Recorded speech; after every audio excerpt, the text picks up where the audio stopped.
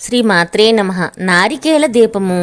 ఈ దీపాలను ఎక్కువగా కొబ్బరికాయ పైన కర్పూరము ఉంచి గాని లేదా నేతి ఒత్తితోటి గాని దీపాన్ని వెలిగిస్తారు. తదుపరి కొబ్బరికాయను దిష్టి తీసి పగలగొడతారు. ఇలా చేయటం ద్వారాగా మనకు అసంతృప్తి మరియు రోజులు గడిచే కొద్దీ నష్టాన్ని అనుభవించవలసి వస్తుంది. ఈ తరహా దీపాలను వెలిగించేవారు కొబ్బరికాయల పైన కర్పూరము లేదా నేతి దీపాలను వెలిగించుకుంటా పక్కన ఎక్కడైనా వెలిగించి ఉంచితే చాలా మంచిది. అంతే. అయితే ఎట్టి పరిస్థితుల్లోని దీపము సెగ కొబ్బరికాయను తాకకూడదు.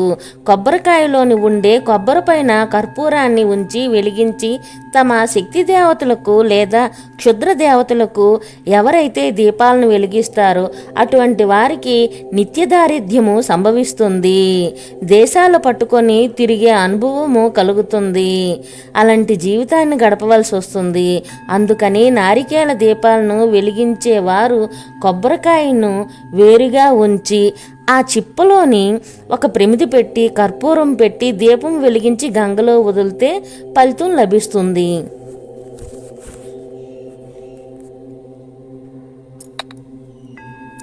Please like, share and subscribe my channel. ఇలాంటి మరెన్నో వీడియోస్ కోసం మా ఛానల్ని సబ్స్క్రైబ్ చేసుకోండి.